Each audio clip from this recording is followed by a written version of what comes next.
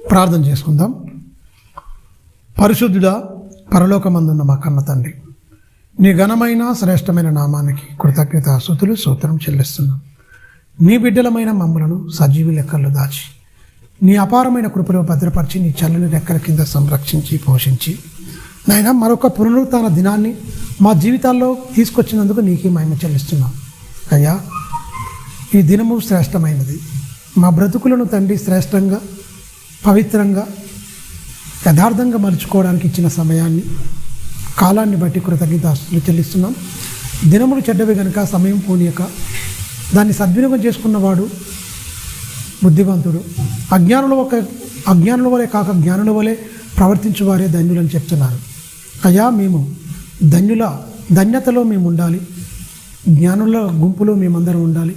పరలోకపు పరిశుద్ధుల సావాసములో మేముండి తండ్రి ఆ మహాలోకములో నిత్యము నీతో ఉండాలనే మా కోరిక, మా ఆశ కూడా.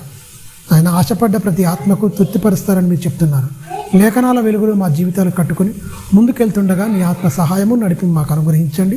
కొద్ది నిమిషములు మాతో ఉండి మాతో సూటిగా నాతో మా అందరితో మాట్లాడి మాలో ఉన్న బలహీనతలన్నిటి జయించడానికి బలమైన నీ వాక్కులను మా హృదయ అంతరంగములో ముద్రించి బలపరిచి మీరు వాడుకునే అర్హమైన పాత్రగా మమ్మల్ని తీర్చిదిద్దామని నిండు మనసుతో వేడుకుంటూ క్రీస్తు నామాన్ని ప్రార్థన అడుగుతున్నాను తండ్రి, ఆమేన్. కూడి వచ్చిన మీ అందరికీ ప్రభునామమున వందనాలు, శుభములు. మంచిదండి, విలువైన సంగతులు మనం ఆలోచించుకుందాం.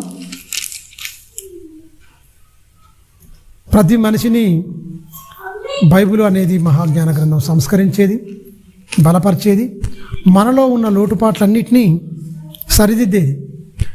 ఎందుకంటే స్కూళ్ళల్లో కానీ మీరు గమనించండి, యూనివర్సిటీలలో కానీ ఎక్కడా మనిషి జ్ఞానం పొందుకోలేడు. మనిషి జ్ఞానము, తత్వజ్ఞానము, నేర్పు మాటలే నేర్చుకుంటాడు తప్ప ఆత్మీయ జీవితానికి లేకపోతే ఉన్నతంగా మనిషిని తీర్చిదిద్దలేకపోతుందని మనం ఖచ్చితంగా చెప్పచ్చు. ఎందుకంటే ప్రపంచంలో మనం చూస్తే నేరాలు, ఘోరాలు, చదువులేని వాడుగా చేసేది, క్రిమినల్ యాక్టివిస్ట్ అంతా చేసేది మొత్తం మంచి చదువుకున్న వాళ్ళే. బ్యాంకు దొంగతనాలు, సైబర్ నేరాలు మొత్తం అన్ని బ్యాంకులు మొత్తం ఖాళీ చేస్తున్న ఎవరు అనుకుంటారు?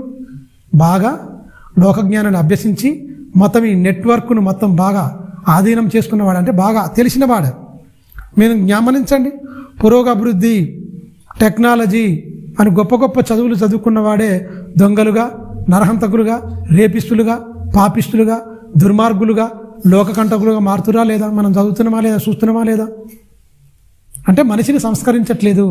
లోక జ్ఞానం అనేది మనిషిని ఎవరిని సంస్కరించట్లేదు. మరి ఎవరు సంస్కరించాలి? సాక్షాత్తు నీకు ఆకారాన్ని ఇచ్చి జీవాన్ని పోసి తల్లి గర్భంలో నిన్ను నన్ను అమర్చి ఈ లోకానికి పంపించిన ఒక ఆయన ఉన్నాడు. లోకజ్ఞానం వేరు, దైవజ్ఞానం వేరు. లోకజ్ఞానంతో మనిషి ఏం చేస్తాడు? గర్విష్ఠులు అయిపోతాడు. కానీ దైవజ్ఞానంతో ఏమవుతాడు కన్నా మనిషి దీనుడైపోతాడు. మనిషి ప్రేమిస్తాడు, మనిషి దయాగుణం వస్తుంది, మనిషికి కరుణ వస్తుంది, ప్రతిది వస్తుంది. ఏది ఇక్కడ లోకజ్ఞానం చూడండి, గర్విష్ఠులుగా మారిపోతాడు, తగ్గరు, భయంకరంగా ఒకరికంటే ఒకరిని తొక్కేసుకుంటే పైకి వెళ్ళాలన్న ఆలోచన ఉంటుంది తప్ప వాడు ఇంకెదుటి మనిషిని ప్రేమించలేని పరిస్థితి ఉంటుంది. అంటే లోకంలో అలాగనే ఉంటుంది. అందువల్ల అన్నిటికీ గొడ్డలి పెట్టుగా, అన్నిటి తలదన్నేటట్టుగా దేవుడు తన మనసునే గ్రంథస్థం చేసి ఈ 66 పుస్తకాలు రాయించి సాధారణమైన మనుషుల చేత మనుషుల చేతికి ఇచ్చాడు. మీరు గమనించండి, దీన్ని చదువుకోవడం ధన్యత, దీని గురించి బతకాలని ఇంకా ధన్యత. ఎందుకంటే ఇది లోకంలో ఎలా బతకాలో నేర్పిస్తుంది. చనిపోయిన తర్వాత మరొక జీవితం గురించి కూడా నువ్వు అందులోకి వెళ్ళాలన్నా కూడా కోటాను సంవత్సరాలు తండ్రితో అన్యోన్య సావాసం కలిగి ఆయనతో ఉండే భాగ్యం కూడా కల్పిస్తుంది. ఇక్కడ ఈ 60 ఏళ్ళ జీవితం గురించి ఎలా బతకాలో, ఎలా జ్ఞానం వివేకం కలిగి జీవించాలో నేర్పుతుంది. తరంతరం అంటే మరణాంతరం తర్వాత మనం ఎలా జీవించాలో, ఎక్కడ ఉంటుందో కూడా దాని గురించి గొప్పగా చెప్పింది. అందువల్ల ఇంత గొప్ప పుస్తకాన్ని మనం చదువుకుంటున్నప్పుడు చాలా జాగ్రత్తగా ఉండాలి అని మనకు ఒక మంచి మాట చెప్తున్నాడు. దానియేలు గ్రంథము 6వ అధ్యాయం 1వ వచనం నుంచి చూద్దాం. ఎందుకంటే స్వస్థ బుద్ధి గలవారు ఎంత గొప్పగా ఉంటారు ఈ లోకంలో. నేను వివరించలేకపోయాను సరిగా. ఈరోజు చక్కని విషయాలు మనం నేర్చుకుందాం. మంచి బుద్ధి కలిగి దేవుని చేత బలంగా ఉన్నవాళ్ళు, వీళ్ళు పరదేశులుగా వెళ్ళారు, అంటే బానిసలుగా వెళ్ళారని చెప్పొచ్చు. ఇశ్రాయేలు మొత్తము నెబుకద్నెజరు చెరపట్టినప్పుడు బానిసలుగా వెళ్ళిపోయారు. బానిసలుగా వెళ్ళినప్పుడు నెబుకద్నెజరు పోయిండు, బెల్షాజరు పోయిండు, అందరు పోయిరు. ఇప్పుడు దర్యాదేశ్ కాలం వచ్చింది. దర్యాదేశ్ కాలంలో ఈ దానియేలు గారి గురించి ఎంత గొప్పగా వాడబడ్డదో 6వ అధ్యాయము 1వ వచనం నుంచి చూడండి. ఆయన గురించి మంచి మాట రాయబడ్డది. 1వ వచనం నాన్న, దానియేలు గ్రంథము 6వ అధ్యాయం 1వ వచనం. తన రాజ్యములన్నిటికి పైగా అధిపతులుగాను ఉండుటకై 120 మందిని అధిపతులను నియమించుటకు దర్యాదేశుకు ఇష్టమాయను. వారిపైన 3 ప్రధానులుగా నియమించాను. 127 మంది అండి, 120 మందిని ఆ దర్యాదేశుకి ఇష్టమైపోయింది, అధిపతులుగా నియమించిండు. ఆ 120 మంది మీద ఒక 3 అధిపతులుగా మళ్ళా 3 పెట్టాడు. ఎవరు? దర్యాదేశ్ పరిపాలనప్పుడు. ఆ 3లో దానియేలు ముఖ్యుడు. అంటే ఎందరికంటే ముఖ్యుడు అయిపోయాడు? 122 మంది కంటే ముఖ్యుడు అయిపోయాడు. 123 మంది కదండి, 120 మంది ఉన్నారు. తర్వాత 3 మన నియమి ఉంటారు కదా, అందరికంటే ముఖ్యుడు ఎవరు? దానియేలు. దానియేలు ఆ దేశ పౌరుడా? ఆ దేశ పౌరుడా? కాదు. బానిసలుగా కొనిపోబడిన వారు వీళ్ళు, తెలుసా? బానిసలుగా కొనిపోబడిన వారు, పరాయి దేశం. వాళ్ళ దేశం పేరు. అక్కడ వెళ్ళిన తర్వాత ఆ దేశ భాష అన్నీ నేర్చుకుంటూ మంచి జ్ఞానవంతుడు, దేవునితో ఆత్మతో నింపబడిన వారే, గొప్పవాడే. కలభావాన్ని కూడా చెప్పింది అంతా ఈయనే. నెబుకద్నెజరుకు ఇదన్నీ చెప్పింది ఈయనకు కూడా. మెనే టేకలు ఉపారసి అన్నమాట బెలిసదరకు కూడా రాయబడ్డది. అరిసి వచ్చింది ఒక ఇలా రాసింది అన్నప్పుడు కూడా ఆయనకు కూడా చెప్పింది ఈయనే. ఎవరు? దానియేలే. మంచి జ్ఞానవంతుడు, అందులో ఒక ముఖ్యుడిగా ఉంటాడు. మీరు గమనించండి, ఇంత ముఖ్యుడిగా ఉండి అందులో కూడా ఈ 3 అంటే 122 మంది మీద ముఖ్యుడిగా ఎంచబడ్డాడు. ఎవరు? దానియేలు. దానియేలు అంత మంచిగా ఉండడంటే క్యారెక్టర్ అండి, మాటలు చెప్పలే. రాజుకు నష్టం రానియలే.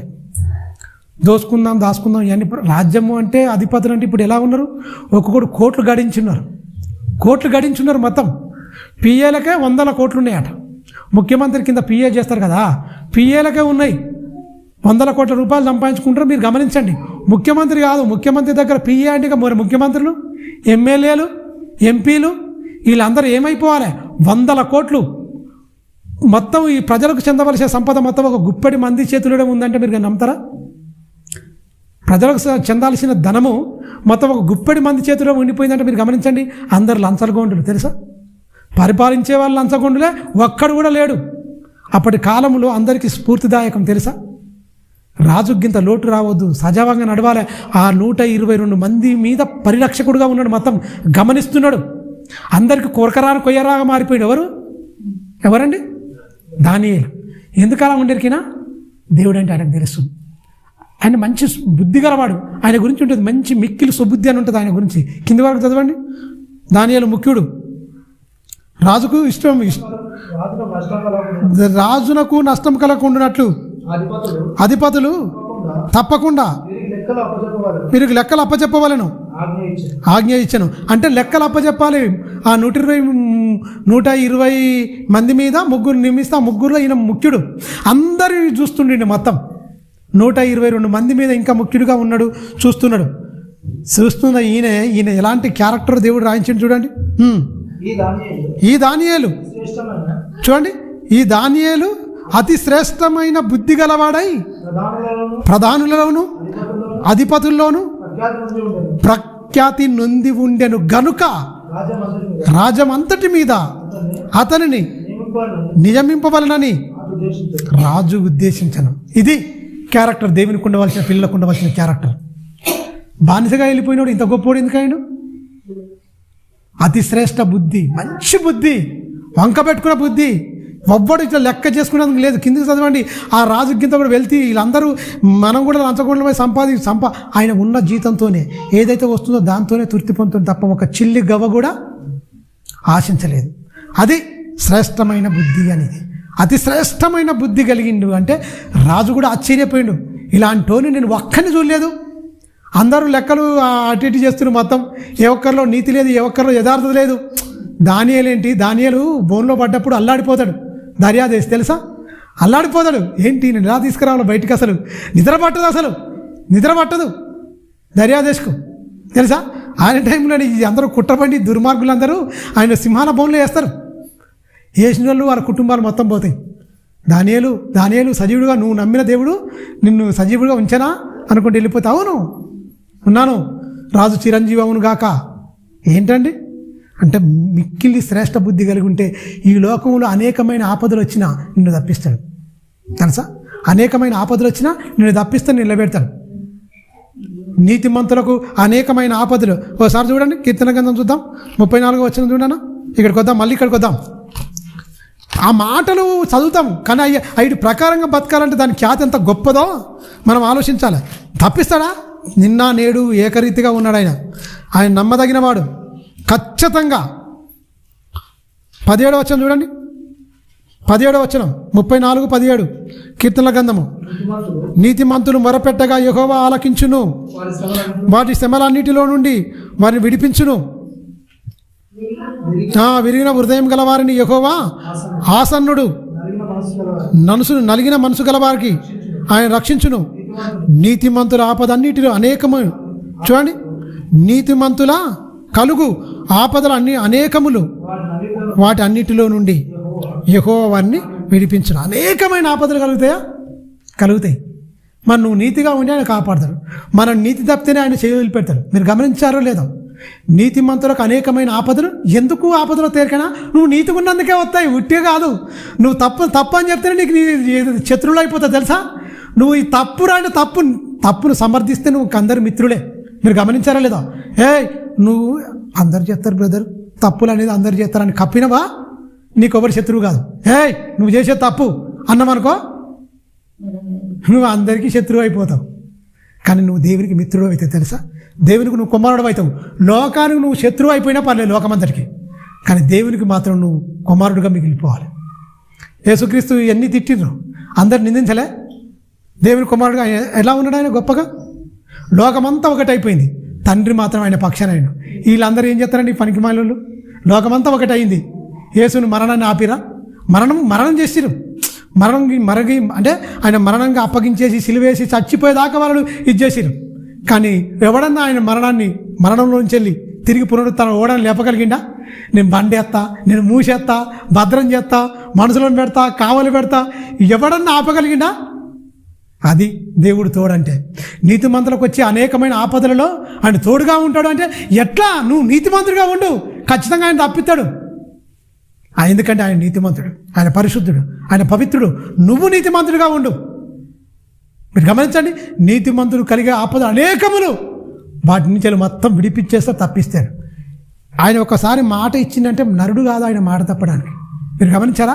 ఒకసారి ఆయన మాట ఆయన రాయబడ్డది, ఇక్కడ పలకబడ్డది, అక్షరబద్ధం చేయబడిందంటే ఆయన ఆడి తప్పేవాడు కాదు. ఆడి తప్పేది మనుషులు, ఆయన నరుడు కాదు. ఆయన ఏమాత్రం ఆడి తప్పేవాడు కాదు. అన్నడా అది నెరవేర్చవలసిందే. బ్రతుకుల్లో నెరవేరుస్తారు ఖచ్చితంగా.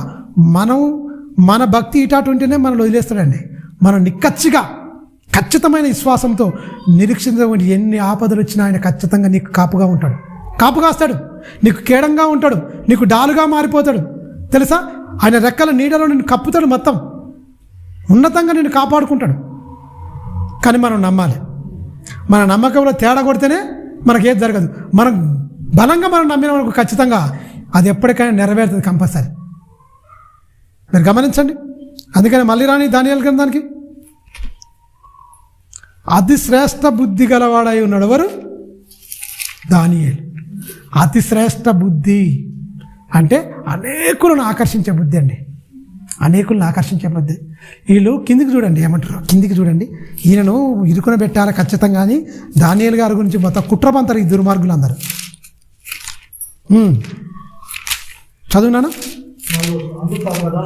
అందుకు ఆ ప్రధానులను, అధిపతులను ఏమంటారు, రాజ్య పాలన విషయంలో దానియేలు మీద ఏదైనా ఎందుకు వచ్చింది వీళ్ళకు? ఈయన తినడు, ఇంకొంది తినడు. ఏంది తినుడేంది? ధనం. అందుకని రాజ్యకు ఈ లెక్కలు చూడాలంటే పర్ఫెక్ట్ అన్నమాట. దానియేలు నష్టం, రాజుకు ఖజానాకు నష్టం రాకూడదు. ఖచ్చితంగా బీద సాధకులకు, ఇబ్బందులకు ఇవన్నీ పరిపాలన జరగాలంటే ఎలా ఉండాలి? న్యాయబద్ధంగా ఉండాలి. ప్రజలకు ప్రతిదీ వాళ్ళకు చూడాలి అంటే, పథకాలు వెళ్ళాలంటే అనేకమైన పథకాలు పెడతారు కదా, అవన్నీ కరెక్ట్గా అమలు చేయాలంటే మీరు గమనించండి. అధికారులు కరెక్ట్గా ఉండాలి.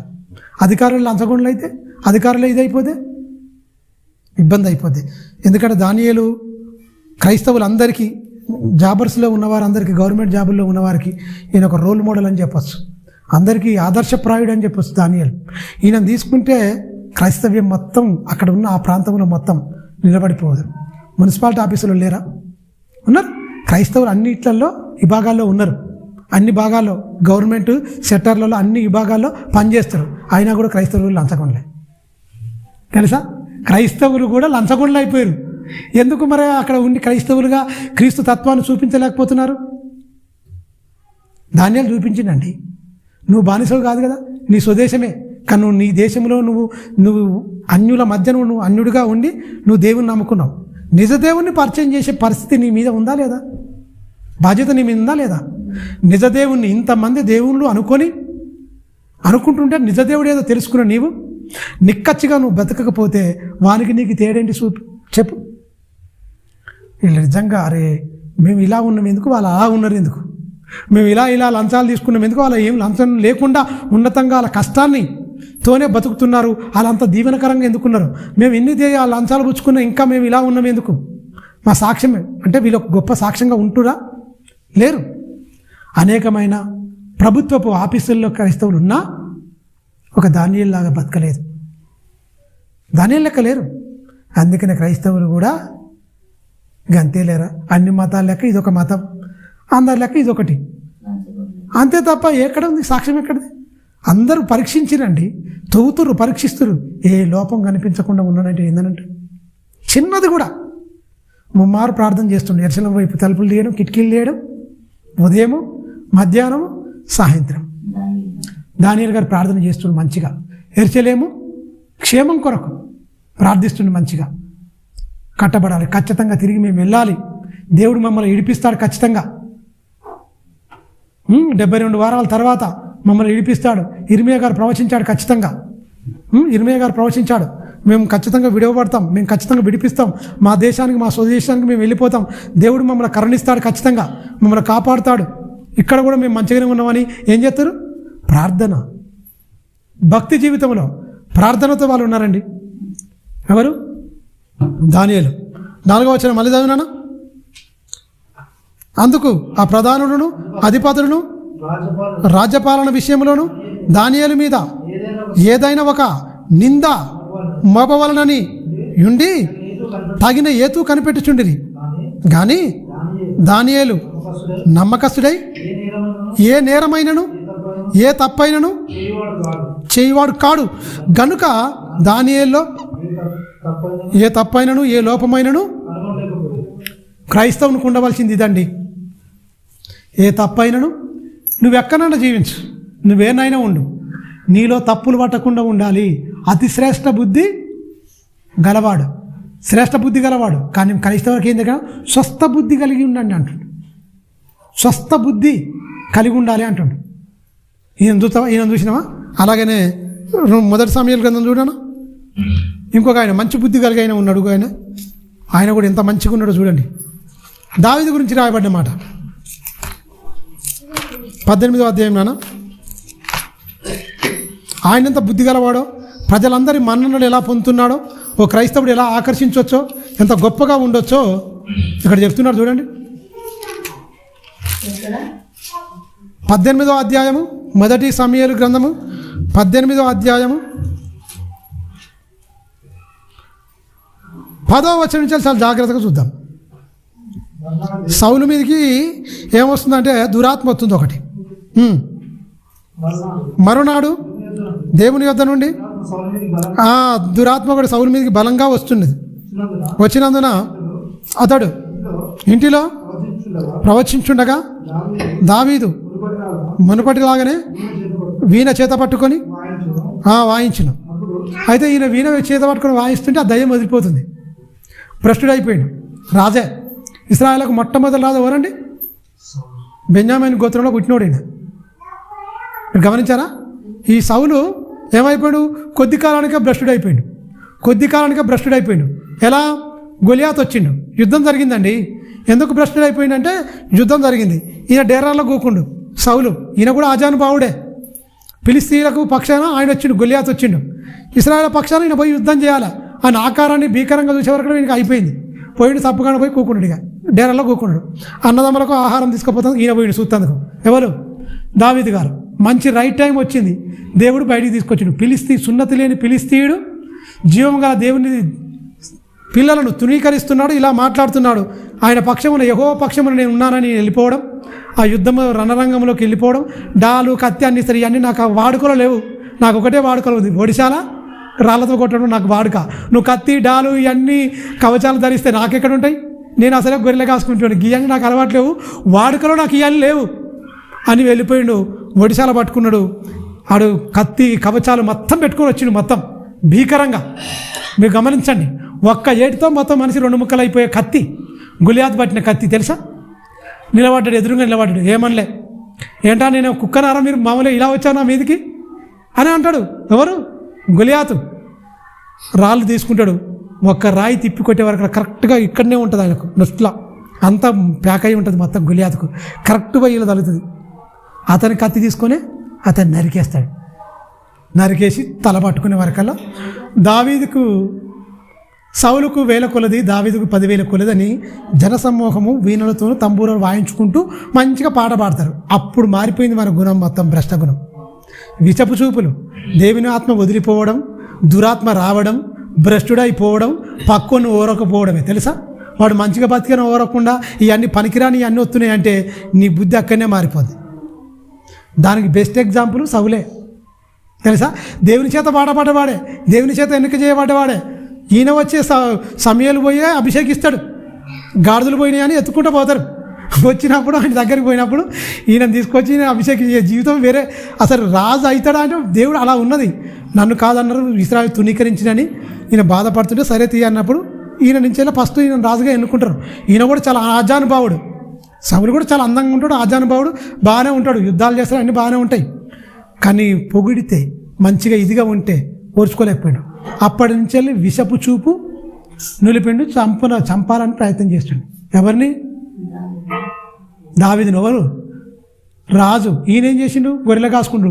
ఒక రాజు, ఇశ్రాయేలును పరిపాలించే రాజు ఒక్క మనిషిని టార్గెట్ చేసుకుని చంపాలనుకుంటాడండి. దౌర్భాగ్యం కాకపోతే ఇంతమందిని, 1000 మంది, 1,00,000 మందిని పరిపాలిస్తున్నాడు. నీకు ఒక్కడు ఆయన నీ పక్షంగా గొప్పగా, నేను డేరాలో ఉన్నా, నా పక్షంగా వెళ్ళిపోయి దేవుని పక్షంగా అతను జయించిండు, దేవుడు గొప్పగా వాడుకున్నాడు, సంతోషించాలి తప్ప వ్యసనం ఎందుకు పుట్టింది?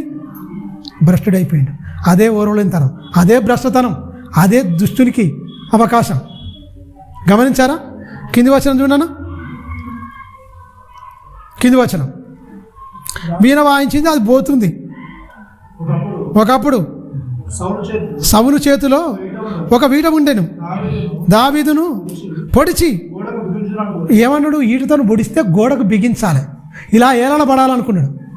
ఈటతో పొడిస్తే ఏలాడాలి, నాటాలి గోడకని మనసులో అనుకుంటుండు. మన ప్లానింగ్ చూసారా?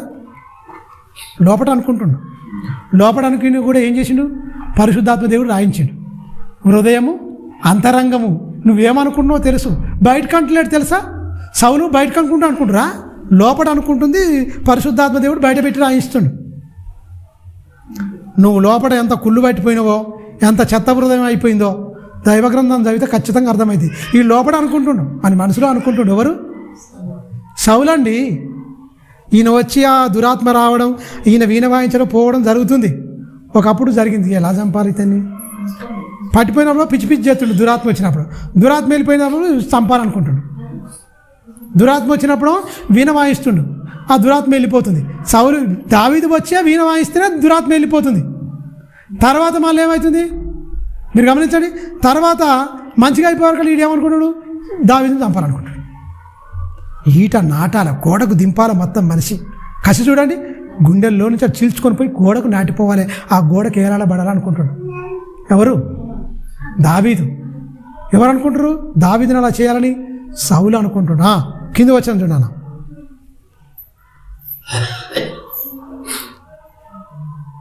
పదకొండు అయిపోయింది. కింద లైన్. సౌలు వీటను విసిరను, అయితే అది తగలకుండా దావీదు, చూడండి, దావీదు 2 మార్లు తప్పించుకున్నాను. యెహోవా చూడండి, యెహోవాను తనను విడిచి దావీదునకు తోడై ఉన్నట్టు చూచి సౌలు దావీదునకు భయపడెను. కాబట్టి సౌలు అతని యొద్ద ఉండనీయక సహస్రాధిపతిగాను చేసెను. అతని యొద్ద ఉండకుండా సహస్రాధిపతిగా చేసిండు. అతడు జనులకును ముందు వచ్చు పోవచ్చు ఉండెను.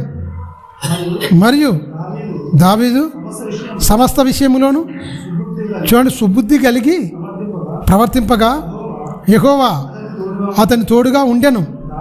దావీదు మిగుల సుబుద్ధి గలవాడై ప్రవర్తించుట పౌలు చూచి మరి అధికముగా అతనికి భయపడెను. ఇశ్రాయేలు వారితోనూ యూదా వారితోనూ దావీదు జనులను ముందు వచ్చుచు పోచుండు చేత వారు అతనిని ప్రేమింపగా ముందు వచ్చి పోతుండు. అందరి చేత ప్రేమింపబడడం అంటే అంత ఆషామాషి కాదు. ఇశ్రాయేలు వారు యూదా వారు ప్రేమిస్తున్నారు తెలుసా. అందరికీ మంచివాడు అయినట్టు మాటల ఎవరు? దావీదు. అందరూ ఆయన భక్తికి, ఆయన మంచితనానికి, ఆయన మంచి నడవడికి ఏమైపోయింది, జనాలందరూ ఆశ్చర్యపోయారు. అందరూ మంచి అయిపోయారు. రాజైన సౌలే భయపడ్డాడండి. ఎందుకు? మంచి బుద్ధి కలిగిండు, సుబుద్ధి కలిగి మంచి బుద్ధి కలిగింది. ఎవరికి? దావీదుకు. మీరు గమనించండి, దానియేలుకు అతి శ్రేష్ఠ బుద్ధి గలవాడై ఉన్నాడు. మంచిగా మనల్ని అందుకు సమాజానికి మొత్తం హితం చేశారు. దేవుని దగ్గర కూడా గొప్పగా సాక్షిగా నిలిచాడు. ఈయన కూడా గొప్పగా ఉన్నాడు. అందరి చేత మనల్ని పొందారు. భక్తుల జీవితాలు చదువుకుంటున్నాం, సుబుద్ధి మంచిగా ఉన్నారు. మీరు గమనించండి, తీతుకు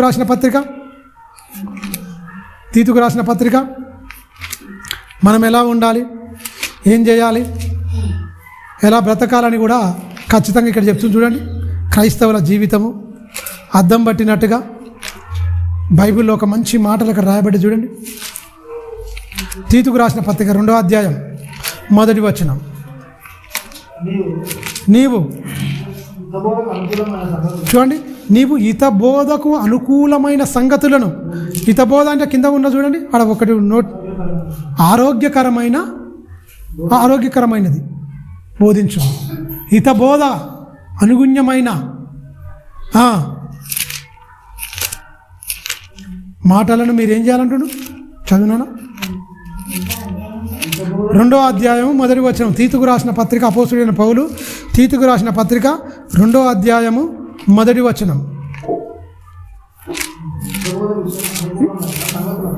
హితబోధకు అనుకూలమైన సంగతులను బోధించుము. ఎలయనగా వృద్ధులను, మితానుభవం గలవారును, మాన్యులను, స్వస్థబుద్ధి గలవారును. చూడండి, విశ్వాస ప్రేమ సహనముల యందు లోపము లేని వారై అని 4 కింద పుట్టినోట్లో ఉన్న చూడండి. ఆరోగ్యం గలవారు అంటుండు. ఆరోగ్యం గలవారై చూడండి ఉండాలి అంటుండు. విశ్వాస ప్రేమల యందు. కింది వచనం. అలాగుననే వృద్ధశ్రీలను 6వ వచనం చదువు. అటువలనే స్వస్థ బుద్ధి గలవారై ఉండవలననియు యవ్వన పురుషులను హెచ్చరించుము. పరపక్షమందు ఉండువాడు మనను గూర్చి చెడ్డ మాట ఏదియు చెప్పనేరక సిగ్గుపడనట్లు అన్నిటి యందు నిన్ను నీవే సత్కార్య విషయమై మాదిరిగా దేవుడు కనపరుస్తాడు, నువ్వు కనపరచుకోవాలి. మీరు గమనించండి, నిన్ను నువ్వే నీ గురించి ఎవరు చెప్పాలా? మనకు విరోధిగా ఉన్నాడు కూడా మన గురించి ఏదైనా చెడ్డ మాట పలకాలంటే వాడు సిగ్గుపడాలి. అంటే ఏ స్థాయిలో ఉండాలి? దానియేలు గారు చూసినాం, ఆయన గురించి ఏదైనా చెప్పిరా చెడ్డ మాట ఉన్నదా? మిక్కిలి అతి శ్రేష్ఠ బుద్ధి గలవాడే దేవుని పిల్లలంటే అలా ఉంటారని చెప్పారు. దావీదు సంపాదన ప్రయత్నం చేసేది చాలా ఉన్నాడు. అతడు చాలా ప్రవర్తన చాలా గొప్పగా ఉంటాడు. ఇశ్రాయేల్ అందరూ రాకడ పోకట్లు అందరూ చూసాడు. శాస్త్రాధిపతిగా ఆయన నియమించాడు. మొత్తం నియమిస్తే జనులందరూ నీరాజనాలు పట్టిరు. మొత్తం ఎవరికి? దావీదుకు. ఎవరికన్నా వ్యతిరేకించరు. ఎందుకు? బుద్ధి, మంచి బుద్ధి, స్వస్థ బుద్ధి కలిగి ఉన్నారు మొత్తం. మీరు గమనించండి, ఇక్కడ ఏమంటున్నాడు? ఖచ్చితంగా విశ్వాస ప్రేమల యందు సహనముల యందు లోపము లేని వారై ఉండవలెను. లోపము లేని వారై ఉండాలి. నీలో విశ్వాసం ఉంది, సహనం ఉంది. ఆ సహనానికి లోపం లేకుండా ఉండాలంటే ఖచ్చితంగా దేవుని వాక్యం నీకు ఉండాలి. దాన్ని 6వ వచనంలో చూసుకుందాం మనం. అటువలే స్వస్థ బుద్ధి గలవారై ఉండవలనని యవ్వన పురుషులను హెచ్చరించుచు, పరపక్షమందు ఉండువాడు మనను గూర్చి చెడ్డ మాట ఏదైనాను చెప్పనేరక సిగ్గుపడినట్లు అన్నిటి యందు నిన్ను నీవే సత్కార్య విషయములో మాదిరిగా కనపరుచుకొనము. నీ ఉపదేశము మోసము లేనిది గాను, మాన్యమైనది గాను, నిరాపేక్షమైనది గాను, హితవాక్యముతో కూడినది గాను ఉండవలను. నీ మాటల్లో హితవాక్యం, మంచి మాటలే ఉండాలి. ఏం మాట్లాడినా వాక్యానుసారమైన మాటే ఉండాలి నీ మాటల్లో. లోకమంతా వాక్యం లేకుండానే మాట్లాడతారు, కానీ హితవాక్యము అంటే ఆరోగ్యకరమైన బోధ, అంటే ఆరోగ్యకరమైందే అంటే ఖచ్చితంగా ఇది కూడి నీకు ఉండాలి ప్రతి మాటలో. అక్కడ ఏమంటుండు? విశ్వాసము అంటుండు. విశ్వాస ప్రేమ సహనముల యందు లోపము లేని వారై అంటే ఎప్పుడు వస్తుంది? సహనం ఎప్పుడు వస్తుంది? విశ్వాసం ఎప్పుడు వస్తుంది? ప్రేమ ఎప్పుడు వస్తుంది? సహనం ఎప్పుడు వస్తుంది? ఎప్పుడు వస్తుంది చెప్పాలి? ఎప్పుడు వస్తుంది? స్వస్థ బుద్ధి కలిగి ఉంటే వస్తుంది. స్వస్థ బుద్ధి కలిగి ఉంటే వస్తుంది. మన వాళ్ళు ఏంటంటే ఆరోగ్యానికి స్వస్థత ఇవ్వాలని అనుకుంటారు. మీరు గమనించండి, ప్రపంచానికి కావాల్సింది బుద్ధికి స్వస్థత కావాలి. భార్యాభర్తలకు బుద్ధి బాగలేకుండానే భర్త అంటే భార్యకు పడదు, భార్య అంటే భర్తకు పడదు. అర్థమైందా? భార్య మంచిగుంది అనుకో, భర్త మంచిగుంటాడు. భార్య మంచిగుంటే భర్త మంచిగుంటాడు, భర్త మంచిగుంటే భార్య మంచిగుంటుంది. వీళ్ళిద్దరు ఒకలా మంచిగా స్వస్థ బుద్ధి కలిగి ఉందనుకోండి, ఒక అకుల్లా ప్రిస్కిల్ అని చెప్పొచ్చు, ఒక అబ్రహాము సారమ్మ అని చెప్పొచ్చు, అవునా? ఒక అన్న ఎల్కాన్ అని చెప్పొచ్చు, అవునా? అన్న ఒక ఎల్కాన్ అని చెప్పొచ్చు. ఎల్మేలకు నయం అని చెప్పొచ్చు. గొప్పగా ఉన్నారు. అలాగే రూతమ్మ ఎవరితో ఉంది? మహాలేలు అని చెప్పొచ్చు. చనిపోయేదాకా ఉన్నదిగా, 10 ఏళ్ళు కాపురం చేసింది. అమ్మో, అప్పటికంటే నీ ప్రతిభేద ధర్మం చాలా గొప్ప మంచిదని చెప్తాడు. బోయాజు స్టేట్మెంట్ ఇస్తాడు ఆమె పవిత్రత గురించి, ఆమె యథార్థత గురించి. ఎవరు? బోయాజు. నీ భర్త కంటే ఇప్పుడు నీ ప్రతిభేత ధర్మం మించి ఉన్నదంటే అర్థం ఏంటి? అంటే ఆమె ప్రతిభేత ధర్మాన్ని అలా కాపాడుకుంది. భర్తకు చాలా లోబడింది, సకల పరిచర్యలు చేసింది, ఎప్పుడూ మించలేదు. ఆమె ఎవరామె? ఇశ్రాయేల్ ఆమె.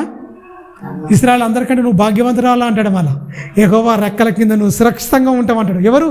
బోయాజ్ అండి. ఎవరి గురించి స్టేట్మెంటు? ఎక్కడి నుంచో వచ్చింది, మోయాబు దేశం నుంచి వెళ్ళి. ఇశ్రాయేల్లో ఆమె లాంటి గుణం కలిగింది ఎవరు లేరని చెప్తాడు. బోయాజు చెప్తాడు, యెహోవా రెక్కల కింద నువ్వు సురక్షితంగా జీవిస్తావు, నీ అంత భాగ్యవంతురాలు ఇశ్రాయేల్లో లేరు, నీ అంత భాగ్యవంతురాలు అంటాడు. ఎవరికంటే? మరి మీరు గమనించండి, అంటే స్త్రీలలో కొంతమంది కనిపిస్తారు, పురుషుల్లో కొంతమంది కనిపిస్తారు, ఎక్కువ లేరు. ఇప్పుడు అందరూ ఉండాలి. ఎందుకంటే ఇప్పుడు మనం సాక్షాత్తు క్రీస్తుని ధరించుకొని ఉన్నాం. మనం అందరం ఏమై ఉన్నాం? క్రీస్తుని ధరించుకొని ఉన్నాం. స్వస్థ బుద్ధి కలిగి ఉంటే ఏమై దొరికినా పిల్లలకు హితబోధకు అనుగుణ్యమైన సంగతులను మనం బోధించాలి. ఇంట్లో కూకున్నాం పిల్లలు ఉన్నారు, ఇంట్లో కూకున్నాం అనుకో, పిల్లలమ్మ కూడా పనికిమాలిన మాటలు అసలు మాట్లాడద్దు. పొద్దుగాల మా బావ మాట్లాడుతాను, నోర్మై ఏం మాట్లాడుతున్నాను అని అన్న విజ్ఞానం ఏం మాట్లాడుతున్నావు? చిన్నపిల్లకి ఆమెను కొట్టు, ఆమెను తిట్టు, ఏంది పనికిమాలిన మాటలు? నోర్మై ఏం మాట్లాడుతున్నావు అసలు? చిన్నపిల్లలు పసిపిల్లలు హృదయాలు ఏంటి? దేవుని మాటలు రాసుకునే మంచి మాటలు. చిన్నప్పుడు ముద్దుగానే ఉంటుంది, పెద్ద అయినాక నువ్వు అన్నట్టు అవుతుంది. విషం నూరిపోతారు చిన్నపిల్లల హృదయాల్లో, విషం నూరిపోతారు. వాళ్ళు నరరూప రాక్షసులుగా మారిపోతారు. ఆడు ఇలాంటి వర్రా, వాళ్ళు అలాంటి వర్రా, ఆడు చెడ్డోర్రా, వీడు ఇట్లాంటి వర్రా, నువ్వే నూరిపోతుండి, నువ్వే వాని ఒక నరహంతకుడిగా సభ్య సమాజానికి నరరూప రాక్షసులుగా మార్చేస్తుంటివి. తల్లిదండ్రులుగా ఫెయిల్యూర్. ఇలాంటి మాటలు చెప్పే తల్లిదండ్రులు 10 చెత్త తల్లిదండ్రులు అని చెప్పొచ్చు. నేను చెప్పదు. అందరి గురించి మంచిగా చెప్తే వాడు మంచిగా ఎదుగుతాడు. నువ్వు ఇట్లా అట్లా అని చెప్తే వాడు ఎట్టెదుగుతాడు? నిన్ను కొడతా, నాయనమ్మని దంతా అంటే ఆ పిల్లగాళ్ళు తన్నుపోరా. ఏంది అని ముద్దు మాటలా?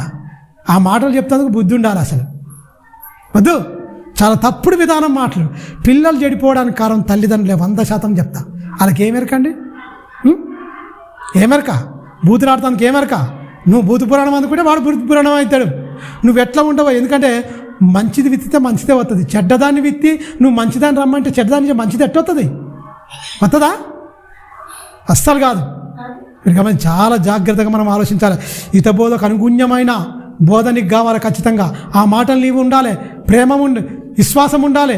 ప్రేమ సహనములు యందు లోపము లేని వారై ఉండాలి. మనలోని తల్లిదండ్రులకే లోపం ఉంటే పిల్లలు ఏమైపోతారు? నువ్వు బాగలేకుండా పిల్లోని మంచుకుంటా అని చెప్పగలుగుతావా? చెప్పేంత ధైర్యం ఉందా? నోరు నువ్వు ముందుగా నువ్వు ఉండు అంటాడు. సింపుల్గా నువ్వు ఉండు, నాకు చెప్తున్నావు నువ్వు ఉండు అంటాడు.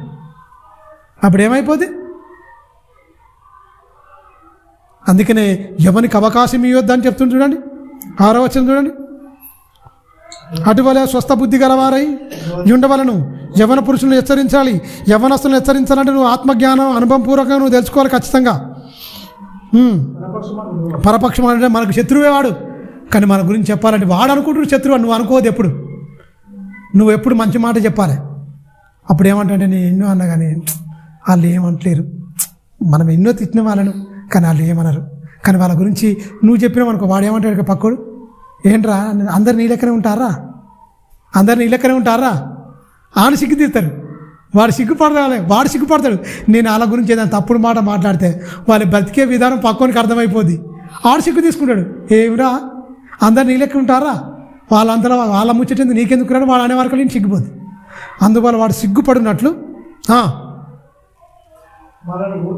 మనల గూర్చి చెడ్డ మాట ఏది చెప్పనేరక సిగ్గుపడినట్లు అన్నిటి యందు నీవే సత్కార్య విషయంలో మాదిరిగా కనపరుచుకొనుము. నీ ఉపదేశం అని నువ్వు చెప్పే ప్రతి మాట ఏదైనా దేవుని ఆ వాక్యాన్ని జోడించి చెప్పాలి. అది మోసకరమైనది గాను, మోసం లేనిది గాను, మాన్యమైనది గాను, నిరాక్షేపమైనది గాను, హితవాక్యముతో కూడినది. హితవాక్యం అని 7 పుట్టినోట్లో ఉంది చూడండి. 7 ఉన్న చూడండి, పుట్టినోట్లో ఉన్న చూడండి. ఆరోగ్యకరమైన వాక్యం అంటాడు. ఆరోగ్యకరమైన వాక్యం అంటే నిన్ను బాగు చేసేది, నిన్ను కాపాడేది. ఉండాలి అని చెప్తుండు. చూడండి, దాసుడైన వారు అన్ని విషయముల యందు మన రక్షకుడగు దేవుని ఉపదేశమును అలంకరించినట్లు తన యజమానులకు ఎదురుమాట చెప్పక ఏమీ అపహరింపకడ దొంగిలించొద్దు, వాళ్ళని మోసం చేయొద్దు, పనిచేసకడని చెప్తూ సంపూర్ణమైన మంచి నమ్మకం. దానియేలు ఉన్నాడు మంచి నమ్మకం, దావీదు ఉన్నాడు మంచి నమ్మకం. ఇవన్నీ వాళ్ళకు ఉన్నాయి. వాళ్ళు వెళ్ళిపోయారు, పరదేశంలో ఉన్న రాయిగా. మనం వెళ్ళాలంటే మనం నమ్మొచ్చా అని అడుగుతాడు దేవుడు. ఎలా ఉండాలి? మనుషులు నమ్మితే సాక్ష్యం మనం మనుషుల దగ్గరనే. అప్పుడు దేవుడు నా సాక్షిగా నా పిల్లలు జీవించిర్రు. నిన్ను నువ్వే కనపరుచుకోవాలి, నిన్ను నువ్వే ఖచ్చితంగా ఒప్పుకోవాలి. ఇన్ని పోలీస్ స్టేషన్లు వచ్చినాయి, ఇన్ని వచ్చేసినాయి మొత్తం. మీరు గమనించండి, ఎందుకు నేరాల సంఖ్య ఘోరాల సంఖ్య తగ్గట్లేదు? ఎందుకు ఇలా పెరిగిపోతున్నాయి మొత్తం? ఎందుకు పెరిగిపోతున్నాయి అంటారండి? మనిషికి బుద్ధి బాగలేక. తెలుసా, నా భార్య మంచిది కాదని భర్తే పోయి కంప్లైంట్ ఇస్తుందంటే పెళ్ళినాడు ప్రమాణం మీకు తెలియదు. నా భర్తే మీద పోయి భార్య కంప్లైంట్ ఇస్తుందంటే అసలు పెళ్లి విలువే తెలియదు. ఏకశరీరం అని మర్చిపోయి ఒకరినొకరు నిందించుకుంటూ ఒకరినొకరు అవమానించుకుంటూ సిగ్గు తీసుకుంటారు మొత్తం. ఎందుకు? బుద్ధి బాగలేక. తెలుసా, బుద్ధి బాగలేక. అందుకనే నీకు స్వస్థ బుద్ధి కలగాలి అంటున్నాడు. నీ బుద్ధికి స్వస్థత ఇస్తా. ఆయన నమ్ముకున్న వారికి ప్రపంచానికే మొత్తం క్రైస్తవులకు స్వస్థత బుద్ధి కావాలి. 12వ వచనం చూడండి. ఇందులో 12వ వచనం చూడనా? మనము ఈ 11వ వచనం చూడండి. 11 నుంచి ఏలయనగా సమస్త మనుషులకు రక్షణకరమైన దేవుని కృప ప్రత్యక్షమై, దేవుని కృప అంటే ఇవ్వడం, యేసుక్రీస్తుకు ప్రత్యక్షమై మనము భక్తిహీనతను ఇహలోక సంబంధమైన దురాశలను విసర్జన అంటున్నాడు. విసర్జన అంటే అర్థం ఏంటి? విసర్జన అంటే ఏంటి చెప్పాలి? విడిచిపెట్టడం. మలమూత్రాలు విడిచిపెడతాం. మన పోయి తెచ్చుకుంటామా? వాడు నిలబడతామా? మరి ఈ దురాశ ఎందుకు? ఇహలోకమైన పనికి మళ్ళీ ఎందుకు? క్రీస్తు రక్తంలో కడగబడ్డ తర్వాత లోక సంబంధమైన ఎందుకు? మలమూత్రాలు ఇడిచిపెడితే మలమూత్రాలు తెచ్చుకుని ఆయన పోయి పంటరా? అలానే ఉంటారా? ఉండరు కదా. అదే చెప్తుండు, విసర్జించండి దురాశలు, ఇహలోక సంబంధమైన భక్తిహీనతను, దురాశలను విసర్జించి. విసర్జన అంటే మనకు కానిది, మనకు అవసరం లేని తీసేస్తాం. విసర్జించండి, విసర్జించాలి. విసర్జించురా అలాగనే ఉందా? మంచి ఎగ్జాంపుల్ చెప్తా. క్యాన్సర్ గడ్డ అయింది కడుపులో అనుకోండి, క్యాన్సర్ గడ్డ అయింది అనుకోండి. గవర్నమెంట్ అదే మొత్తం చూస్తారు, ఎక్స్రే ఆయన మొత్తం స్కానింగ్ చేసిన తర్వాత గడ్డ ఇదైపోయింది. ప్రారంభంలో ఉంటే పర్లేదు, ప్రారంభంలో ఉంటే ఆపరేషన్ తీసేస్తారు చిన్నగా ఉన్నప్పుడు. అది పాకానికి వస్తే ఏమవుతుంది? బతడా? చచ్చిపోతాడు అంతే. మన భక్తిహీనత కూడా పాకంకి వచ్చి ముదిరిపోయింది అనుకో, నీ రక్షణను కాపాడదు అంతే. అటే ఇక అక్కడనేనండి. ఎప్పుడు కాపాడుతుంది? ఈ లోపాలను సరి చేసుకోవడం ప్రతిదీ నీకు నేర్పిస్తుంటుందట. కింది వచ్చిన చదువునా, దురాశలను విసర్జించి శుభప్రదమైన నిరీక్షణ నిమిత్తము అనగా 13, 11, 13 వచ్చిన 12, 13 చదువుతున్నావా? అనగా మహాదేవుడును మన రక్షకుడైన యేసుక్రీస్తు మహిమ యొక్క ప్రత్యక్షత కొరకు ఎదురు చూచుచు. ఇక్కడ గమనించండి, ఈ లోకములో స్వస్థ బుద్ధి అంటే మంచి బుద్ధి, స్వస్థ బుద్ధితోను నీతితోను భక్తితోను బ్రతుకుచుండవలనని మనకు బోధిస్తుంది. అంటే ఏం చెప్తుండు? మంచిగా బతుకు, ఈ లోకము నీది కాదు, నువ్వు ఈ లోక సంబంధివి కాదు, నువ్వు యాత్రికుడవు, ఇంతలో కనబడ అంతలో మాయమైపోయా మట్టి లోకానికి వచ్చావు నువ్వు. ఇది నీ లోకం కాదు, నీది పరలోకం అని చెప్తుండండి. ఏమంటుండండి? నీతితోనూ భక్తితోనూ బ్రతకవలనని మనకు బోధిస్తున్నది.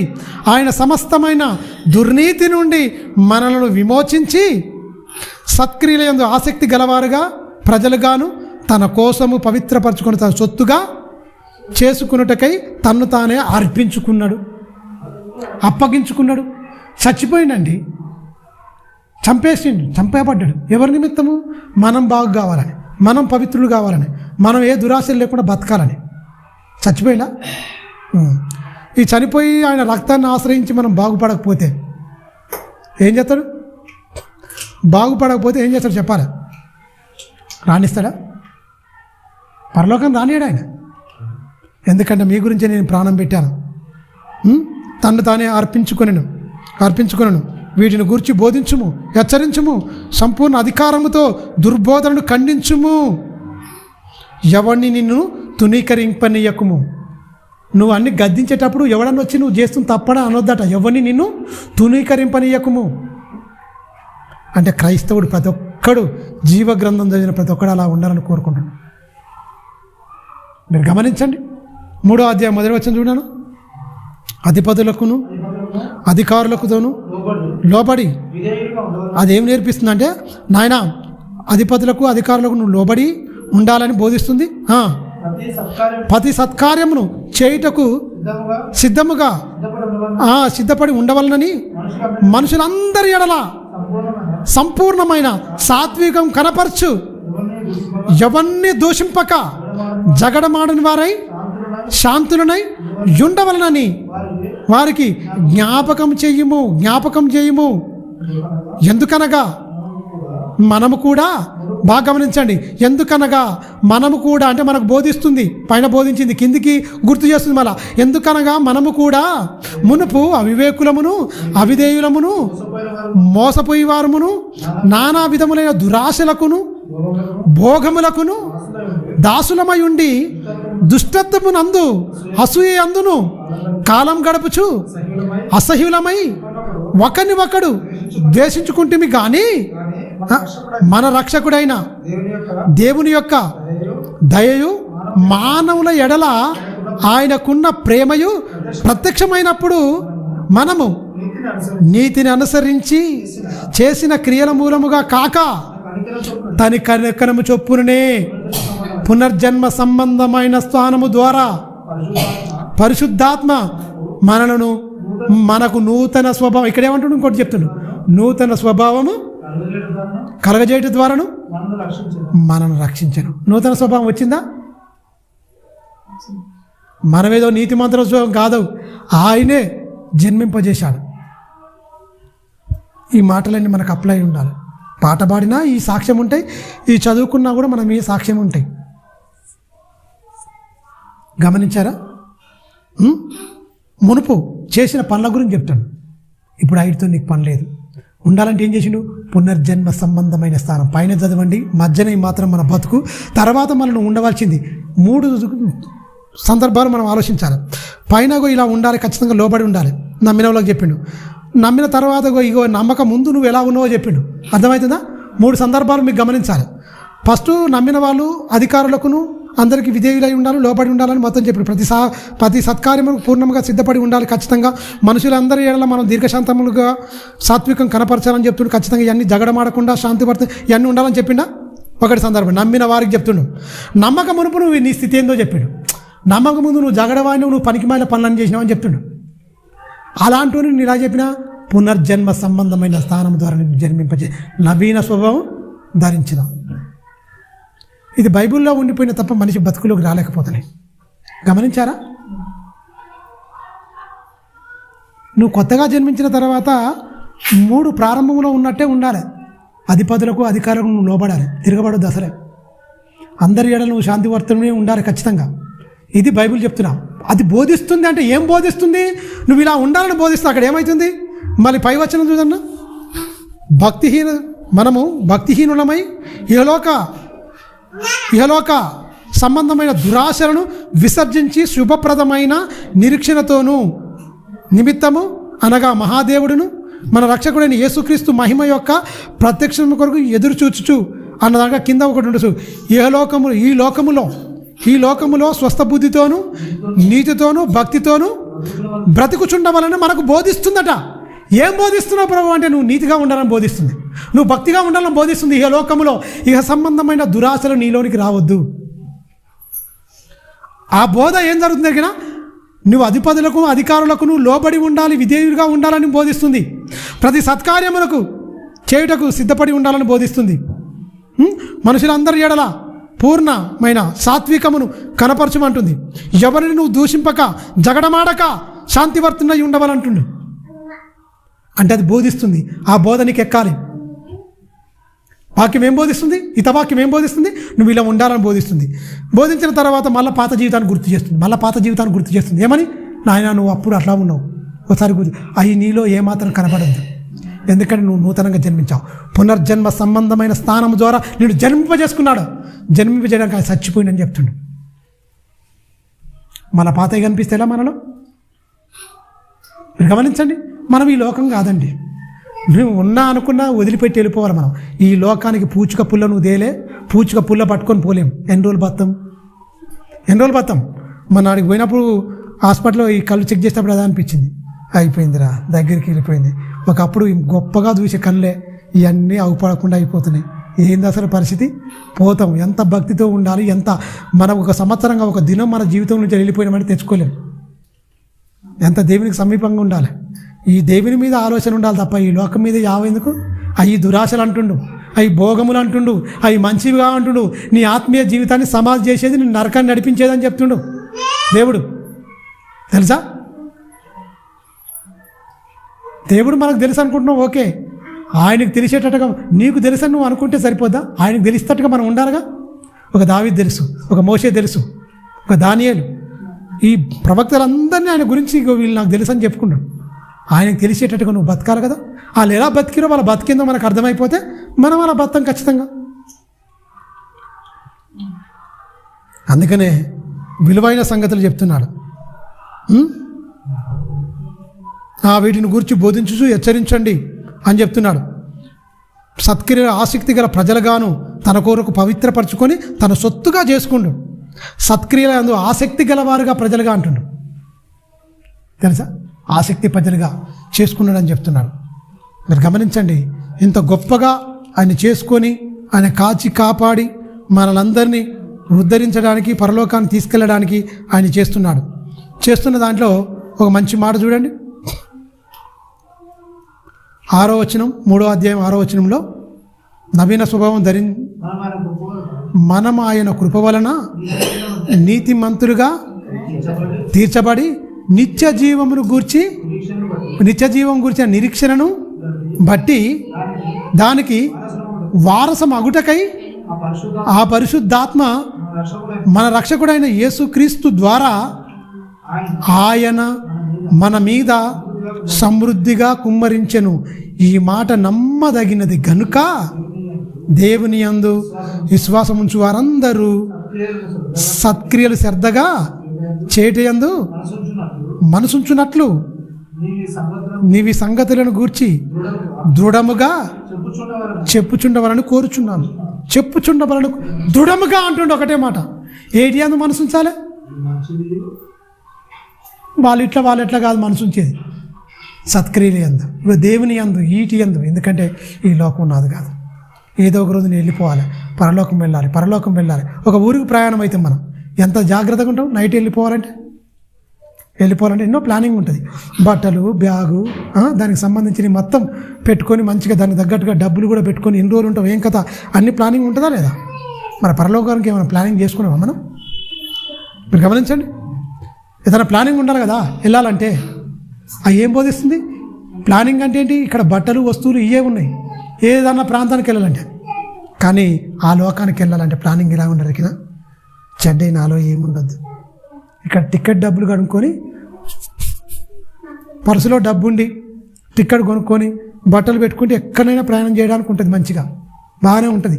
కానీ నీ ఆత్మీయ యాత్రలో పరలోకం నువ్వు వెళ్ళాలి, ఆ లోకం నువ్వు అడుగు పెట్టాలంటే, అమెరికాలో అడుగు పెట్టాలంటే ఏముండాలి మనకు? వీసా ఉండాలి, అవునా? పాస్పోర్ట్, వీసా ఇవి మనకు ఉండాలి ఖచ్చితంగా. కానీ పరలోకానికి అడుగు పెట్టాలంటే ఏంటి ఎరికైనా? పరిశుద్ధత, క్యారెక్టర్. ఇక డబ్బులుండి వీసా, పాస్పోర్ట్ ఉంటే చాలు వెళ్ళిపోవచ్చు. కానీ అక్కడికి ఉండాలంటే ఏముండాలి ఎరికైనా? ఇవన్నీ డబ్బులుంటే నువ్వు వెళ్ళవు, డబ్బులుంటే పరలోకం ఇవ్వడు దేవుడు, తెలుసా? ఏముండాలి? పరిశుద్ధత ఉండాలి, క్యారెక్టర్ ఉండాలి, యథార్థత ఉండాలి, నీతి ఉండాలి, భక్తి ఉండాలి, దురాశలు లేకుండా ఉండాలి. కరెక్ట్గా నువ్వు వాక్యంతో ఉంటేనే ఆ లోకం నువ్వు అడుగు పెడతావు. ఆ లోకం అడుగు పెట్టాలనే మాటలా? మీరు గమనించండి, ఆషామాషిగానా? అందుకనే దాని గురించి ఒక మాట చెప్తుంది, ముగించుకుందాం. ప్రకటన గ్రంథం 21వ అధ్యాయం. ఎవరిని అడుగు పెట్టాడో చెప్తుండు. ఒరే బాబు, ఇలా ఉంటే నువ్వు అసహ్యులు, అబద్ధికులు, పనికిమాలలో ఉంటే ఒక్కడు కూడా నేరడని చెప్తుండు. కన్ఫర్మ్ చేసిండిగా. ఎలా ఉంటే వస్తాం ప్రభువా అంటే మీరు అస్సలు రారంటుండు. చూడండి, ప్రకటన గ్రంథము 21వ అధ్యాయము లాస్ట్ వచనాలు ఉంటాయి చూడండి. ప్రకటన గ్రంథము 26వ వచనం.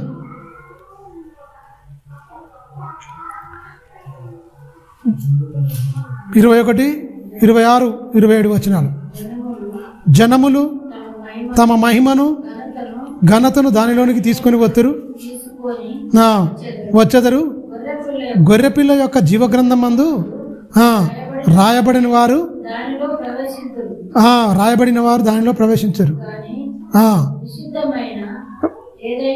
ఏదైనను అసహ్యమైన దానిని, అబద్ధమైన దానిని జరిగించువాడు ఎవడైనా దానిలోనికి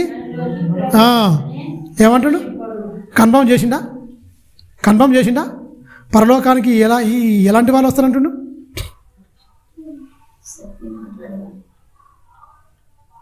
మీరు గమనించండి, పరలోకం అంటే అంత ఆశామాషిక్ కాదు. ఇవన్నీ పాటించాలి. ఎందుకంటే పాట పాడినా మన మీదనే సాక్ష్యం, వాక్యం చదివినా మన మీదనే సాక్ష్యం. ఇన్ని చదువుకొని నరకానికి వెళ్తే ఇంతకంటే దౌర్భాగ్యం ఇంకేముండదు. ఇక ఇన్ని చదువుకొని మనం నరకం వెళ్ళిపోతే మనకంటే దౌర్భాగ్యులు ఉండరు. అందుకని ఇహలోక మాలిన్యం, దురాశలను విసర్జించి విసర్జన అంటే నీ లోనికి ఏం రావద్దు ఇలాంటి అని విలువైన సంగతులు రాయించాడు.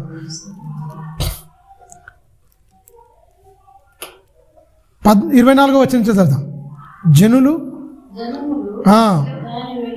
దాని వెలుగునందు సంచరింతురు, భూరాజులు తన మహిమను దానిలోనికి తీసుకొని వత్తురు.